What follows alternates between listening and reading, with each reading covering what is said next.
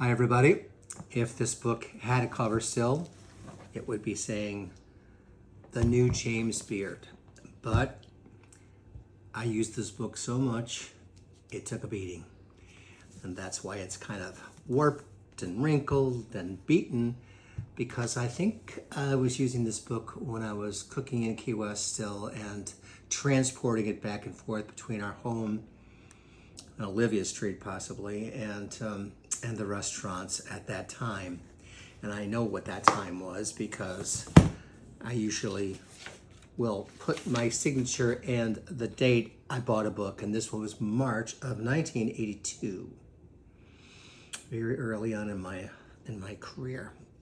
And this is by James Beard, obviously. The New James Beard is the cookbook.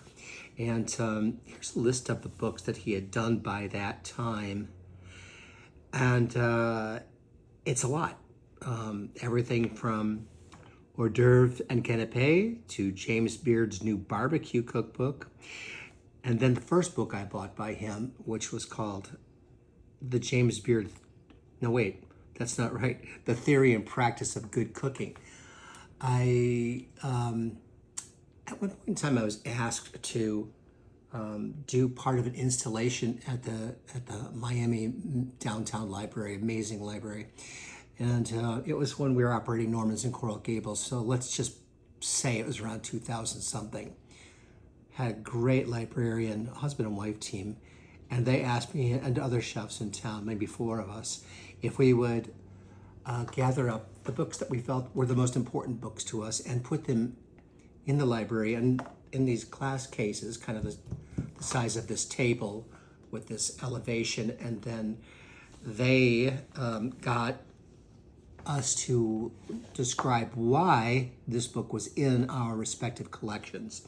And this was there in the library next to, not this book, yes, this book, because I was too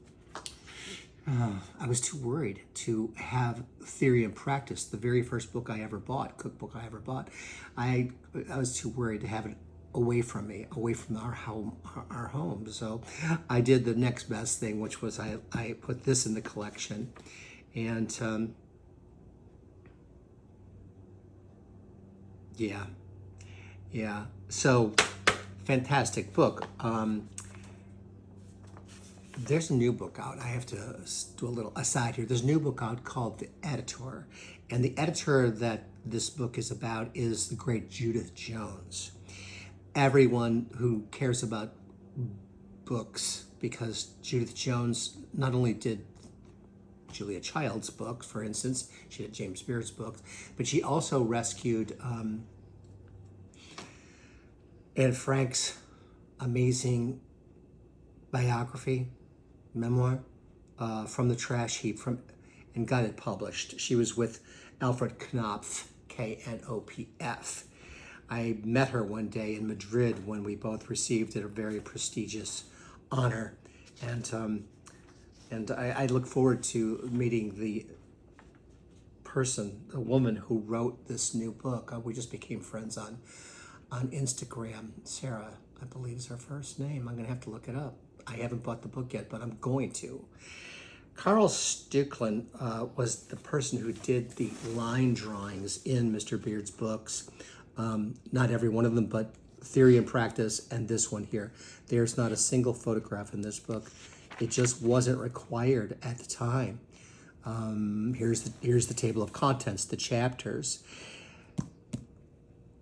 One of the persons that knew James Beard for sure was the Miami Beach-based cookbook author, Maida Heater, who became a guardian angel, more than a friend, to me and to Janet. She had us over to her home a number of times in the afternoons and late afternoons, and she would always have a batch of cookies that she'd made up and some Chardonnay. She would say, "You want me to go to the kitchen and get some stuff?" And the stuff was a bottle of the Gergich cellar Chardonnay. She was so charming. James Beard would have typed up these books just like Maida did. When we were there in her home, I was just gobsmacked to see her typewriter there right by the kitchen and learned that that's how she did it with the old-fashioned way. Because man, that takes dedication. I have to note the introduction to this book. Mr. Beard wrote this this book came out in 1981, if memory serves. Yes, 1981. I bought it in the spring of 82, and it is a first edition of his work. He says, at my ripe age, I did a little looking up, his ripe age when he wrote these words, when he typed these words, was 76 years old. He says, I acknowledge with some pleasure that my lifelong liaison with good food has gradually been creating a new me. Only 4 years ago, when I published Theory and Practice of Good Cooking, I had planned a recipe book as its complement. I needed one, since Theory and Practice has detailed explanations of basic techniques, left only just room enough for the recipes I'd picked to illustrate them. For you, the two books would add up to a fairly complete kitchen guide. For me, they would be the culmination of my long cooking career. My model for the second book was to be the James Beard Cookbook, a fat compendium first published in 1959, somewhat updated in 1970 with all the world's cooks surging with activity and bursting with good ideas. It was sorely in need of a complete update. As I set to work, I thought of my recipe book as the revised Standard Beard, but something had been quietly happening. I came to realize a shift straight across the whole spectrum of my cookery, all the way from menu making right down to how I now wrote recipes. Neither the form nor the content of the James Beard Cookbook would serve as a model. The new me had to write a new book from scratch. Mr. Beard lived 4 more years after he wrote these words. He was giving us his life's work. An amazing teacher. He wrote, feel free. Cooking has entered a grand era of liberation, not just in how we cook, but whether we cook and what. People are making a lot of things from scratch instead of buying them. Boy, I wish that was true. I'd like to believe it will become true again. He wrote these words in 1981. He's up there in years when he writes this, when he wrote this book, but he's still in his mind adapting, learning. The Zen mind, the beginner's cook. He also adds in something here. We are not thinking in the same stiff categories that we used to. Meat can be a seasoning, not a prime ingredient. A main dish of grains or a robust combination of vegetables sufficiently anchors a meal. More and more, we're composing menus by instinct rather than by rule. This was something that Charlie Trotter and I talked about quite a lot.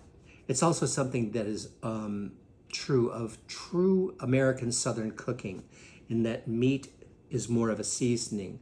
People who grew up in the South over the decades knew what it really meant to live close to the land and how special occasion meat could be. And so it's not like the Joey Chestnut mentality, that sort of is more of the American aberration.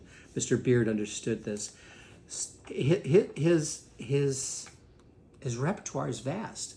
His recipes span the entire gamut. He doesn't stop when it comes to desserts. He continues with desserts. He knows how to cook everything. He grew up in a home in Portland, Oregon. If you don't know that, I mean, he didn't grow up in New York City like you might have thought. He grew up in Portland, Oregon, and his mother operated a boarding house there. To his fortune and ours, his mom hired a Chinese chef who went by the name of Let, like L-E-T. And Let was he was a teacher. He was the person who taught young James Beard about flavors. Mr. Beard didn't begin to cook at all, really, until he reached 40 years old, when he understood that being a a light operatic performer on the stage of New York was not going to be his fate after all. But that's a lesson too, that you can begin a passion in your life and what you might consider the midpoint of your life, and take it to a limit, to a summit that you may never have considered before. I didn't get to meet him, but I have been honored to be on the stage to receive the Beard Awards that I have, not only for my cooking, but also for the books that we have done. This is the bookmark that lives in this book. I'll let you look at it yourself. I think it's perfect for James Beard. I think Julia Child might have said this, but I'm not sure. Maybe it was James Beard. Isn't that right? I hope we get to cook together. Wouldn't that be fun? I would love that. So, yeah, I'm gonna come back with another treasure book before long. And who knows? Give me a holler. Let me know in the comments if there's a book maybe you see back here that you would like me to talk about. I'll be happy to do it for you. Until then, have a wonderful night, and I'll see you again.